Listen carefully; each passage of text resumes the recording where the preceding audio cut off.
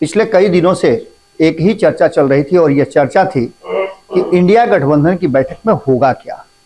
अब यह खुल करके सामने आ गया है कि इंडिया गठबंधन की बैठक में हुआ क्या है, लेकिन इसके पीछे भी कई इनसाइड स्टोरी है जो अब धीरे धीरे खुल करके आने लगी है। हमने आपको पहले ही बताया था कि हमारे सूत्र और हमारी टीम इस पूरे घटनाक्रम पर नजर रखे हुए है, आखिर इंडिया गठबंधन में होता क्या है। इसकी कहानी थोड़ा सा हम पीछे आपको लेकर के जाएंगे तो आपको समझ में आने लगेगा कि आखिर वास्तव में इस बैठक में हुआ क्या है। जो चर्चाएं चल रही थी, जिस तरह की बातें चल रही थी, उस कहानी में अचानक से ट्विस्ट क्यों आया। आज भी जब प्रेस वार्ता हो रही थी तो कंफ्यूजन बहुत सारे थे। पहले तो अनाउंसमेंट में कंफ्यूजन था, उसके बाद नामों को लेकर के कंफ्यूजन हुआ। कहा गया कि ममता बनर्जी और अखिलेश यादव नहीं है, लेकिन अखिलेश यादव वहां मौजूद नजर आए। ममता बनर्जी नहीं थी, ये बात सही थी। क्या पटना वाली बैठक में ममता बनर्जी ने वेट किया प्रेस कॉन्फ्रेंस समाप्त होने का? जैसे ही सीपीएम और सीपीआई का नाम लिया गया, वैसे ही वो ये बहाना करके निकल गई कि अब उन्हें जाना है, उनकी फ्लाइट का समय हो गया है।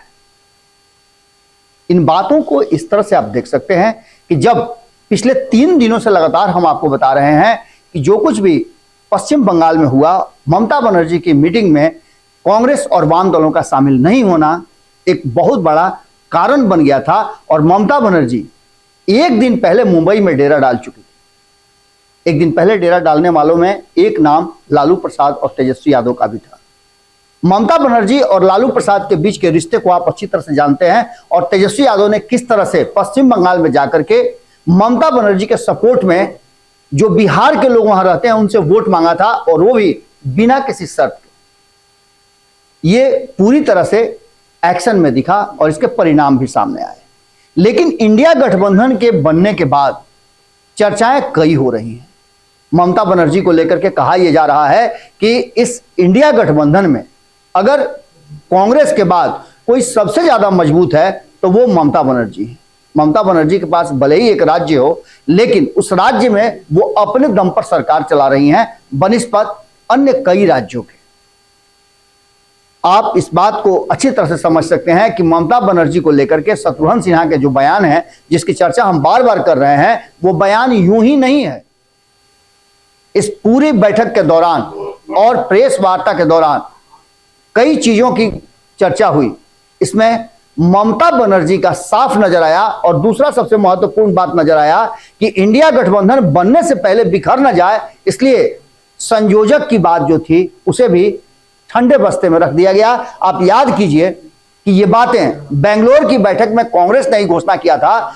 वही मल्लिकार्जुन खड़गे ने घोषणा किया था कि 11 सदस्यीय टीम बनेगी, जिसमें 14 सदस्यीय हो गई, और इस टीम में जो संयोजक बनाया जाना था, अध्यक्ष बनाया जाना था, उसका पत्ता ही साफ कर दिया गया। इसका सीधा मतलब क्या हो सकता है? तो इसका सीधा मतलब यह हो सकता है, और यह है क्योंकि ममता बनर्जी और नीतीश कुमार दोनों ही अपने आप को अलग रखे हुए हैं। हालांकि इनकी पार्टी के तरफ से प्रतिनिधित्व मिला है। हमने आपको याद होगा कि 3 दिन पहले बताया था कि नीतीश कुमार ललन सिंह को आगे करके, क्योंकि ललन सिंह को लेकर के वो पूरे देश भर में अलग अलग राजनीतिक दलों से बातचीत कर रहे थे, वहां ललन सिंह मौजूद थे। ललन सिंह को जिम्मेवारी देकर के कहीं ना कहीं अपना पल्ला जहां एक तरफ नीतीश कुमार ने झाड़ लिया है, वहीं ममता बनर्जी ने तो यह साबित कर दिया है कि वो कांग्रेस के नेतृत्व वाली इस गठबंधन के साथ नहीं रहेंगी।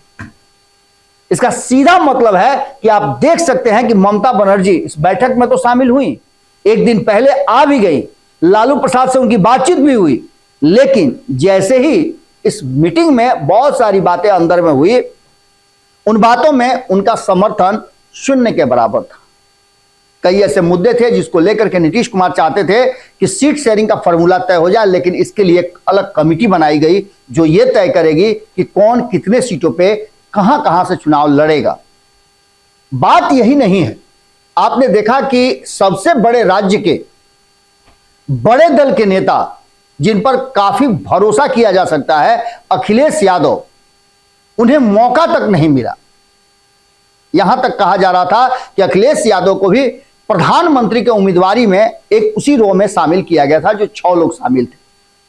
अब देखना दिलचस्प होगा कि यह मीटिंग जो समाप्त हुई, जिसकी घोषणा हुई, जिसमें नीतीश कुमार ने अपनी संबोधन के साथ साथ और लालू प्रसाद ने अपने उसी अंदाज के साथ इस मीटिंग का समापन किया, इस मीटिंग का आगे क्या होना है। हालांकि कहा तो यह जा रहा है कि जल्दी जल्दी मीटिंग होंगे और जल्दी जल्दी कार्यक्रम भी सामूहिक रूप से किया जाएगा।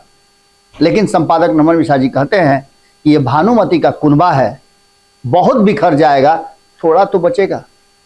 अब देखना है कि पेड़ पर से अगर फल नहीं गिरता है तो उसका रस छू जाता है, कौन कौन छानता है, यह सबसे महत्वपूर्ण है। हमारी तो नजर बनी हुई है, जैसे ही नीतीश कुमार, लालू प्रसाद और तेजस्वी यादव पटना आएंगे, वैसे ही हमारा जो ये सूत्र है और हमारा फोकस पूरा वही होगा।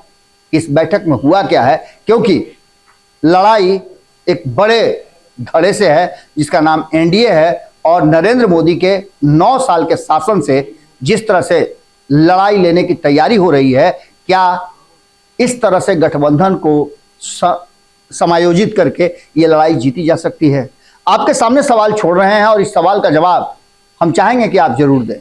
इस गठबंधन की बैठक के बाद जो चीजें आपके सामने हमने रखी और जो लाइव हमने आपको दिखलाया कि बैठक में क्या क्या हुआ, इंडिया गठबंधन ने क्या फैसला किया, कैसे नरेंद्र मोदी से लड़ेंगे, इन सारी बातों में आपकी प्रतिक्रिया क्या है, कमेंट बॉक्स में जरूर लिखिएगा। बहुत बहुत धन्यवाद, नमस्कार। अगर ये वीडियो पसंद आई और वह बिहार के राजनीति और बिहारियत से सरोकार रखेनी तो सब्सक्राइब बटन दबा के चैनल के सब्सक्राइब कर ली। ओजे एगो घंटी बा, ओकरा बटन दबा देला से कुल सटीक और मारक खबर रुआ मुफ्त में मिल जाई। अगर रुआ पत्रकारिता के हमनी के नया प्रयोग में सहयोग कर चाहतानी तो ज्वाइन बटन दबा दी। पेटीएम नंबर नोट कर ली 9386816700। धन्यवाद।